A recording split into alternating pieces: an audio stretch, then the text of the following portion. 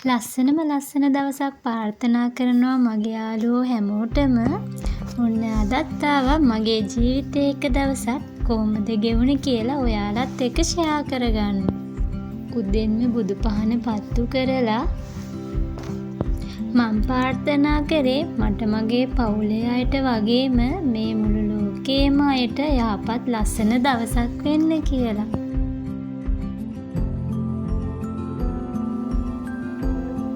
ඔන්න ඉතින් මම මගේ ආසම තේ එකත් හදාගත්තා. ඒක බොන ගමන් අපේ චූටි බබාලා ඉස්කෝලේ යන්නයි හදන්නේ. එයාලව ගෙහින් දාන්නේ නම් තාත්තාද. අපි සමහරක් දවස්වලට පයින් යන අවස්ථාත් තියෙනවා. මං චූටි බබාව පයින් ගෙහින් දානවා. මොකද ලොකු දුරක නෙමෙයි ඉස්කෝලේ තියෙන්නේ. හැබැයි අද නම් එයාලා වීල් එකේ තමයි යන්නේ.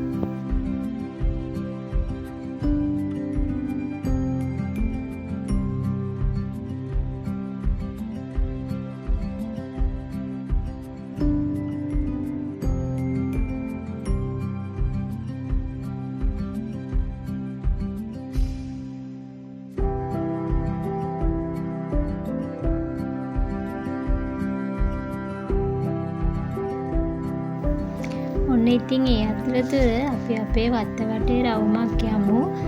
මේ තියෙන්නේ ජම්බු ගහක්. ඒකේ ජම්බු හැදිලා ඉතින් මේ සැරේ ගොඩක් හැදිලා තියෙනවා ජම්බු. හරි ආසයි ඉතින් මේ රතු පාට ජම්බු ගහ හැම තැනම බල්බ් දැම්මා වගේ පොඩි පොඩි ගෙඩි තියෙනවා. දැක්කම ආසෙත් වෙනවා මේ ගහ තියෙන්නේ අපේ ගේ ඉස්සරහටම වගේ වෙන්න. ඉතින් ගොඩාක් ආසයි එහෙම ගහ පිරෙන්නම. මේ ගෙඩි හැදුනහම ගොඩක් ලස්සනයි.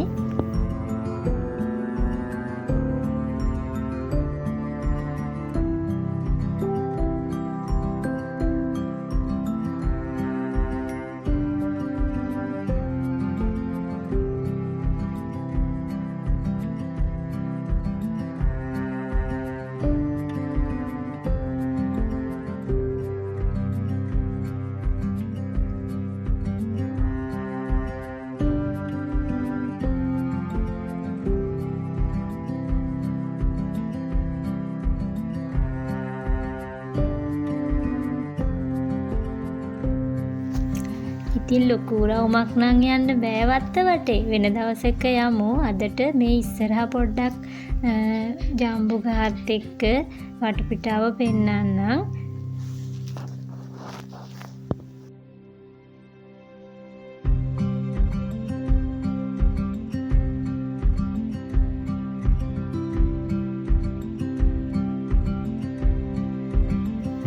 මේ තියෙන්නේ පරණ බාස්කට් එක පස්පුරලා මං හදාගත්ත තැනක් පරණ කොටයක් තියලා. ඉතින් ඒකත් ගොඩක් ලස්සනට තියෙනවා. මේ තියෙන්නේ අශෝක මල්. මේවා සුවඳයි පූජා කරන්නත් ගන්න පුළුවන්. ඔන්න දැන් ඉතින් 12ට ළඟයි. මං දෝනිව එක්කන් එන්න යන්න ඕනේ. දෝනි එක්කන් ආවා. ඉතින් ඒ ගියපු ටික නම් මම වීඩියෝ කරේ නැහැ. මොකද හදිස්සියෙම අපි ටවුන් එකට යන්න ගියපු නිසා.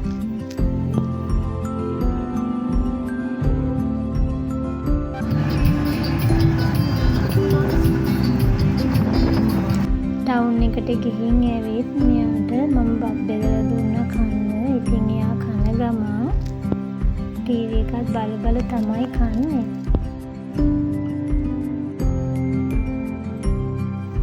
ඔන්න ඉතින් ළමයි මේ තියෙන්නේ අපි රෑට හදපු මෙනු එක.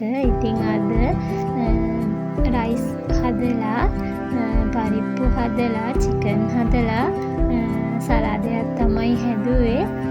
ඉතින් අද ටවුන් ගියපු නිසා ලීස් කැරට් එහෙම ගෙනාවා. ඒත් එක්කම අපි අද විශේෂ රෑ කෑම වේලක් හැදුවා. ඒත් එක්කම රසම රස අතුරුපසකුත් කෑවා. දැන් එකතු කරන්නේ මං කලින් ගත්ත වීඩියෝ ක්ලිප් ටිකක්. මම ඉන්නේ අනුරාධපුරේ රාජාංගනේ. ඉතින් මේ අපේ වැව් බන්ට් එක උඩින් යනකොට වැවේ ලස්සන තමයි මේකෙන් පේන්නේ. ඉතින් මම ඔයාලත් එක්ක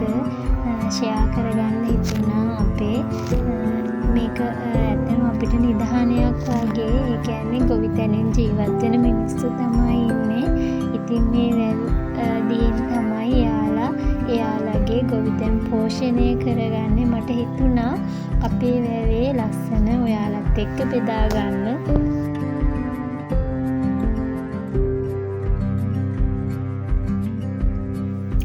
මේ රාජාංගනය කියන ප්‍රදේශයට ලොකු අතීත කතාවක් තියෙනවා. ඇත්තටම ලොකු මම අහලා තියෙන විදිහට ඒක ඇත්තම කතාවද කියලා නම් දන්නේ නැහැ. ඒත් මම අහලා තියෙන විදිහට රාජාංගනය කියන නම හැදිලා තියෙන්නේ රජ මිදුල කියන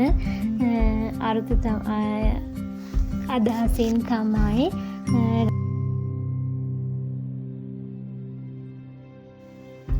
මේ රාජාංගනේ ලොකු අතීත කතාවක් තියෙනවා. අර ඈතින් පේන ගලේ ශාලී අශෝකමාලා හැංගිලා හිටියා කියලා අපේ පරණ ආච්චිලා සීයලා කියනවා. ඉතින් අපි දැන් මේ නගින්නේ ගලට.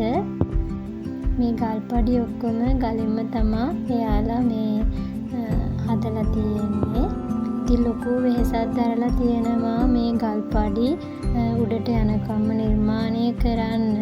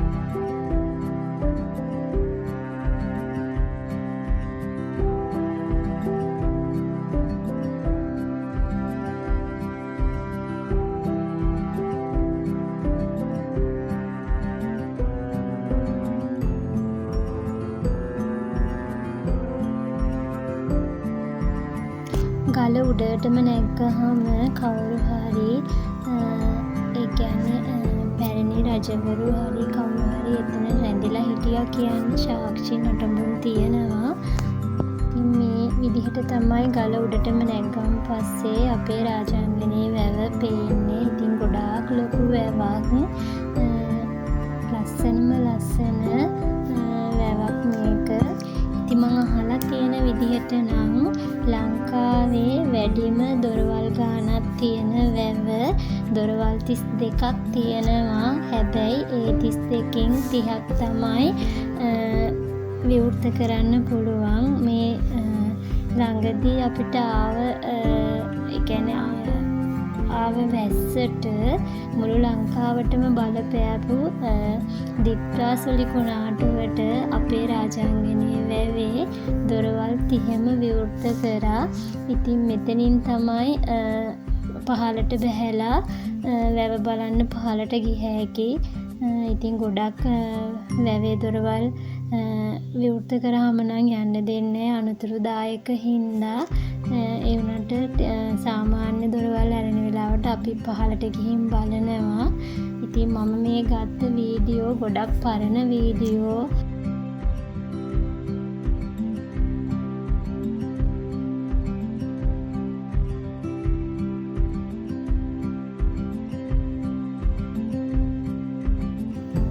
එහෙනම් ගිහින් එන්නම් යාළුවනේ. ආයෙත් වීඩියෝ එකකින් හමු වෙමු. ඔයාලා හැමෝටම තෙරුවන් සරණයි.